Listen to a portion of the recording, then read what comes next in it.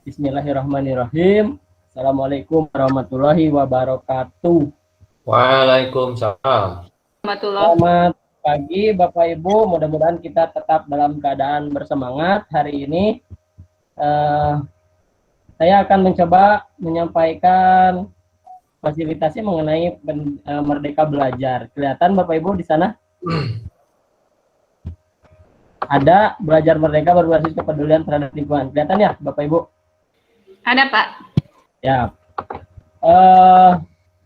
Langkah-langkah yang akan kita tempuh dalam kegiatan fasilitasi ini yang kurang lebih akan dilaksanakan selama 10 menit. Yang pertama kita akan elaborasi mengenai Merdeka Belajar dan kepedulian terhadap lingkungan. Kemudian nanti kita akan bersama-sama menyusun aksi nyata yang ada hubungannya dengan belajar merdeka yang berbasis kepedulian terhadap lingkungan.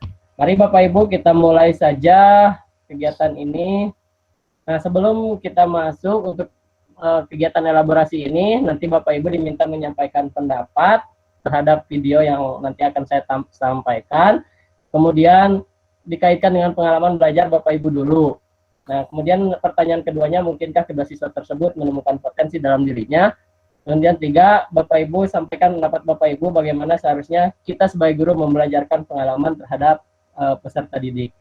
Berikut videonya sebentar. Aku Roni, kelas 4 SD. Pesawatku. Suatu saat nanti, aku akan jadi pilot. Halo, namaku Arya, kelas 4 SD. Cita-citaku ingin jadi dokter, seperti mamaku. Setiap hari, aku selalu bersemangat menuju sekolah.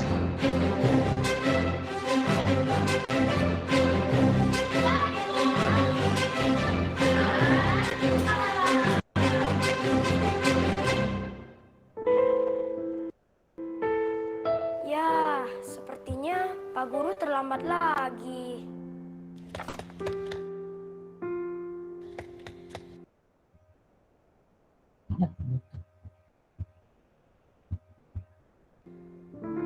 Aku jadi takut kehilangan.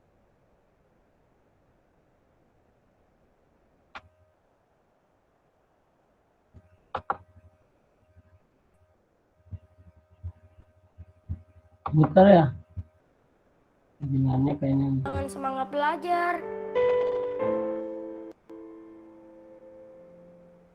Hari ini, ibu guru kasih kita kuis. Cepat-cepatan jawab. Belajar jadi menyenangkan. Hahaha, seru banget. Hari ini pun aku belajar di luar kelas. Tiba-tiba kepala sekolah datang. Ibu kepala sekolah memang sering datang saat kita belajar. Makanya aku dan teman-teman jadi dekat sama beliau.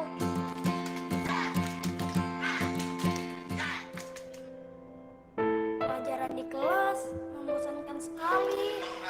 Setiap hari aku hanya mendengarkan Pak Guru berbicara.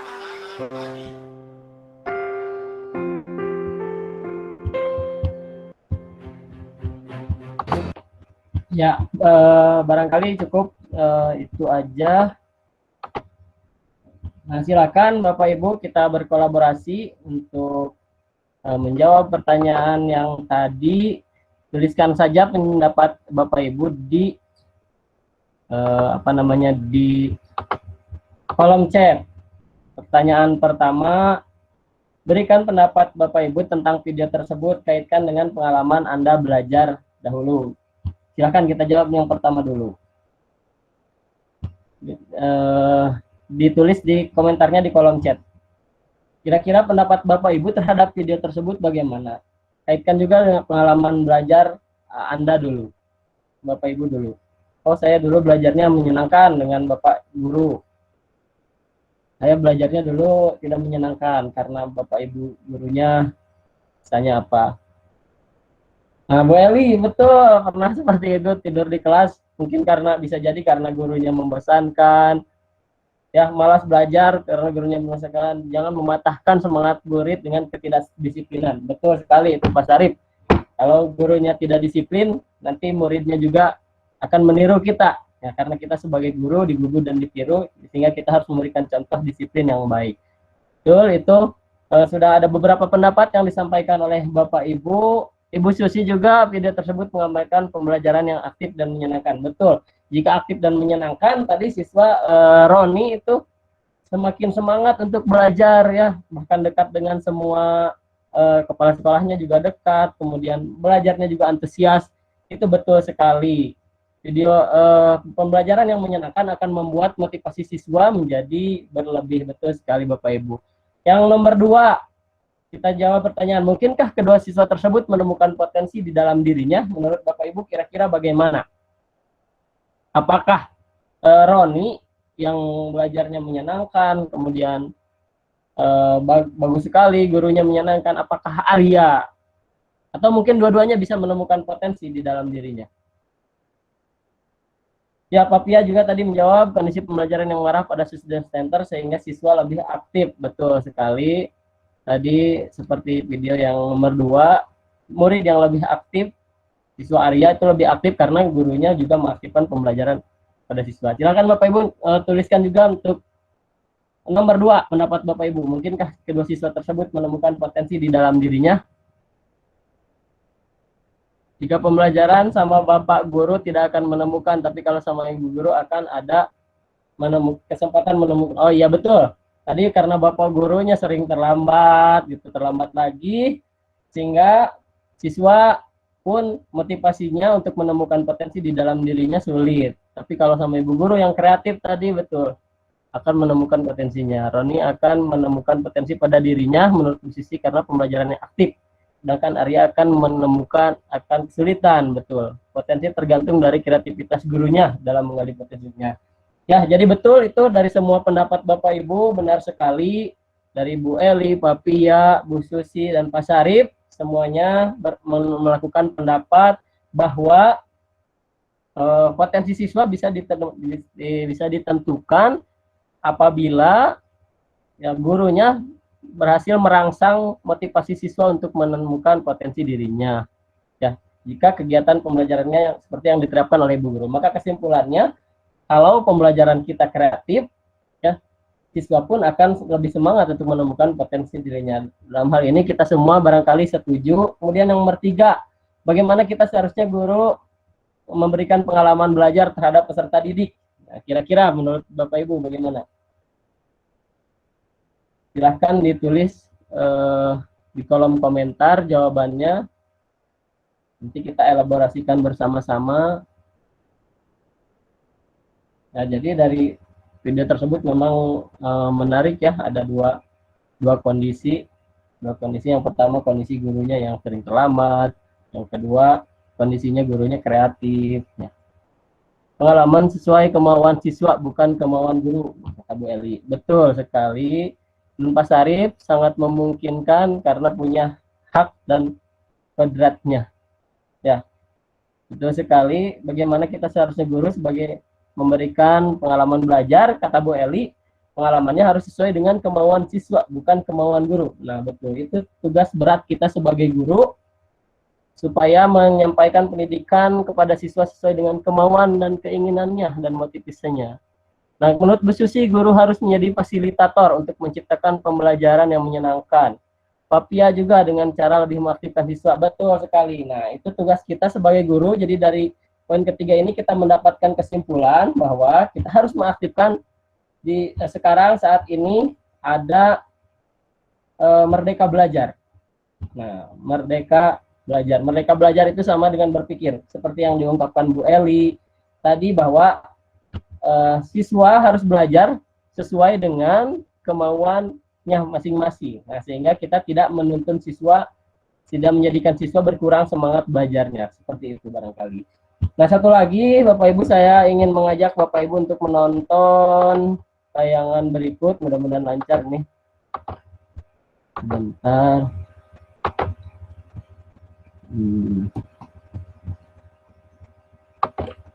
Saya stop dulu.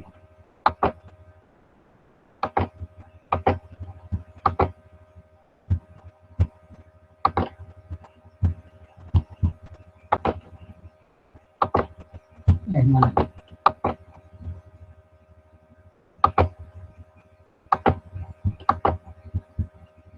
Ada ya Bapak Ibu? Salah satu masalah utama lingkungan Belum hidup ada ya? adalah polusi Sebentar. atau pencemaran Ada, lingkungan Pak. hidup. Menurut Baik. penelitian diperlukan jutaan tahun untuk menyembuhkan polusi udara, air, dan tanah agar dapat normal kembali. Sektor industri dan asam kendaraan bermotor menjadi sumber utama polusi udara. Sedangkan polusi air lebih banyak disebabkan oleh tumpahan minyak, hujan asam, dan limbah perkotaan. Dan polusi tanah yang disebabkan oleh limbah industri yang merusak zat nutrisi di tanah yang penting bagi tumbuhan.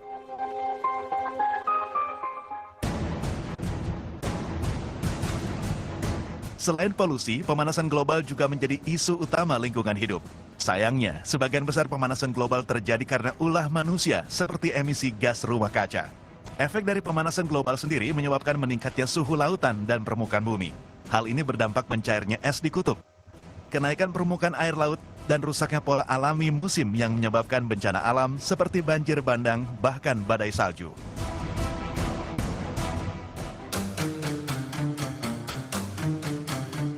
Masalah yang dianggap sepele seperti membuang sampah sembarangan, seperti limbah plastik dan limbah rumah tangga juga menjadi masalah besar untuk lingkungan hidup.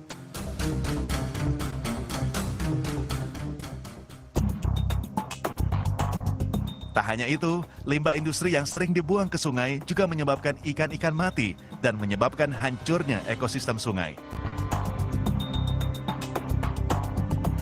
Polusi, pemanasan global, dan pembuangan limbah merupakan 3 masalah utama lingkungan hidup yang justru disebabkan oleh manusia, termasuk kita.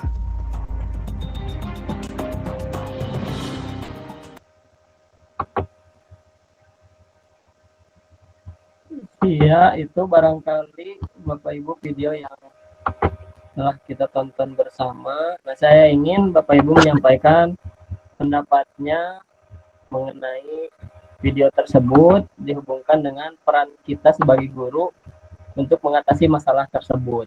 Silahkan dibicarakan saja Bapak Ibu, angkat tangan yang mau menyampaikan pendapatnya. Jadi hubungkan dengan perannya sebagai kita sebagai guru. Silakan Pak Sarip, mangga. Siap. Ya, Assalamualaikum. Selamat siang, rekan-rekan. Selamat siang. Menurut video yang tadi saya lihat, di sini berarti merupakan permasalahan yang ada di lingkungan ya. Itu berawal dari manusia, dan manusia itu sama itu bakal belajar di sekolah. Jadi peran guru berarti di sini ada konektivitasnya dengan kejadian tersebut. Guru bisa menanamkan sejak dini bagaimana kepedulian terhadap pencemaran lingkungan, baik pencemaran oleh sampah ataupun dari gas hasil produksi yaitu. Jadi pertama mungkin di sini harus ditanamkan pada peserta didik agar mereka sadar bahwa lingkungan tempat tinggalnya itu bukan rusak oleh siapa-siapa, tapi dirusaknya oleh manusia sendiri. Itu yang pertama, konsep dasarnya itu. Jadi konsep dasarnya tetap ada di agama dulu ya, atau Betul. di religius dulu, bahwa Allah tidak menciptakan kerusakan di muka bumi ini kecuali dengan tangan-tangan manusia. Makanya tersebut beri konsep itu dulu.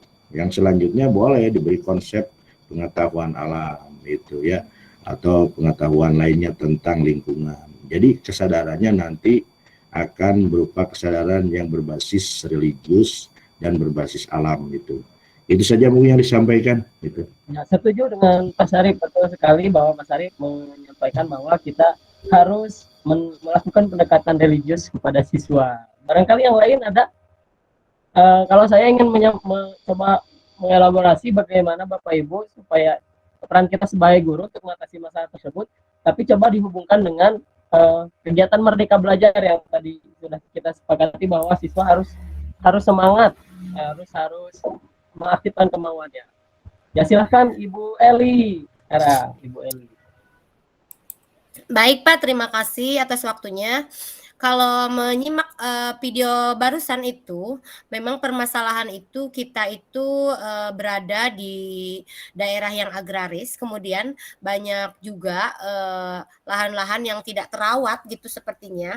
Kalau kita pautkan ke Merdeka Belajar, kita bisa manfaatkan hal tersebut, Pak, gitu. Karena di pembelajaran seperti saya pun di SD gitu bisa memanfaatkan pembelajaran baik IPA, ada di sains ya IPA, kemudian IPS-nya juga ada juga PLH, Pak, dalam pembelajaran SD itu Ya. jadi bisa kalau kita kan tematik sistemnya gitu. Jadi kita bisa padukan hal tersebut gitu. Hal tersebut untuk misalkan gitu ya yang pernah saya lakukan itu waktu itu saya bekerja sama dengan KTNI-nya KTNA gitu, KTNA ya, KTNA di Desa Cisadap.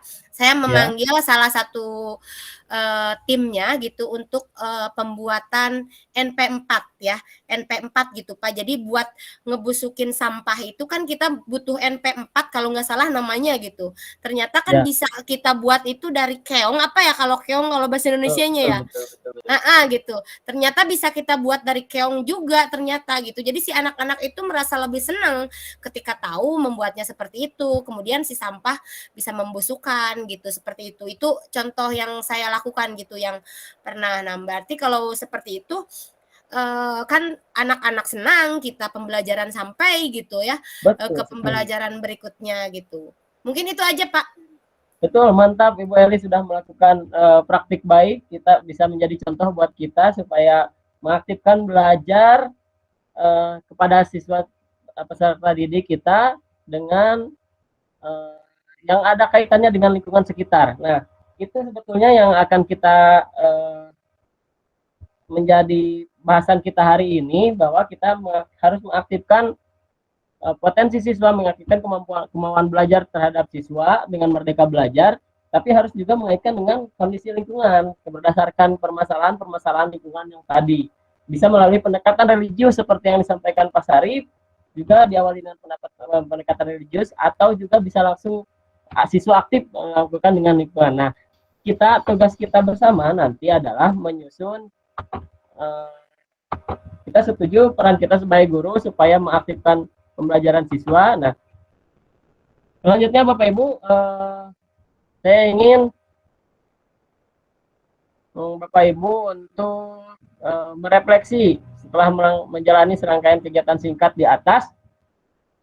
Kira-kira apa peran yang Bapak Ibu pahami dalam mendampingi peserta didik terkait kesadaran lingkungannya? Kemudian rencana apa yang akan kita lakukan untuk mengenalkan, mendiskusikan, dan menyelaraskan Merdeka Belajar dengan penumbuhan kepedulian siswa terhadap lingkungan? Nah, barangkali nomor 1 tadi sudah kita jawab, sekarang tinggal yang pertanyaan nomor 2. Pertanyaan nomor 2. Rencana apa yang akan Anda lakukan untuk mengenalkan, mendiskusikan, dan menyelaraskan Merdeka Belajar dengan penumbuhan kepedulian siswa terhadap lingkungan? Ya, silahkan.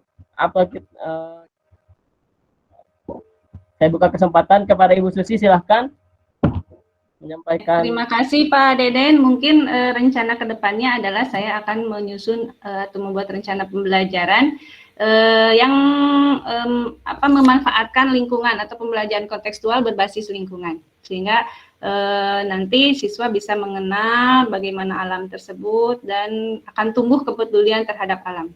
Terima kasih. Ya, betul sekali itu. Jadi yang ada hubungannya pembelajarannya dengan lingkungan. Kemudian Pak Sarif, silahkan Pak Sarif. Ya, melihat problem yang memang terjadi di apa yang menjadi materi yang tadi, tentunya yang akan saya praktikkan itu terutama di lingkungan sekolah tinggi gitu kan. Mahasiswa ini didorong untuk melakukan penelitian dalam arti ini tentunya model dan juga metode apa yang akan menjadi role model dalam konteks pembelajaran nantinya gitu. Jadi artinya by riset dulu, setelah menemukan permasalahan kemudian dikembangkan dan menjadi role model nantinya bisa digunakan di kurikulum pendidikan. Karena Pak Sarif mengajarnya mahasiswa ya, jadi harus by research, betul sekali itu. Bahkan kalau tadi Bu Susi membuat rencana pembelajaran gurunya supaya menyenangkan, kalau Pak Sarif mengaktifkan mahasiswanya dengan memulai dengan by research dulu. Nah, Bapak Ibu, betul dari 2 pendapat tadi ternyata kita harus melakukan perencanaan. Ada Nah, salah satu untuk membuat rencana ada yang namanya Bagja. Nah, silakan nanti Bapak Ibu setelah kegiatan fasilitasi ini dibuat kanvas rancangan Bagja. Jadi ada 5 tahapan D, A, G, J, A. Yang pertama buat pertanyaan dulu, kemudian ambil pelajaran, gali mimpi, jabarkan rencana, dan ambil tindakan. Nah, silakan Bapak Ibu nanti teknisnya dibuat pertanyaan-pertanyaannya, kemudian jawaban dari pertanyaan tersebut. Buat pertanyaan utama di B, buat pertanyaan utama yang akan menentukan arah penyelidikan, kemudian yang A juga menyusun pertanyaan lanjutan, kemudian G, gali mimpi, pertanyaan yang perlu diajukan juga bagaimana, di J, jabarkan pertanyaan apa yang diajukan untuk tindakan konkretnya. Kalau yang A-nya, yang A terakhir, agar bisa mendesain jalur komunikasi dan pengelolaan rencana kerja. Nah, nggak cuma pertanyaannya saja yang dibuat, kemudian tindakan penyelidikan apa yang perlu dilakukan untuk menjawab pertanyaan.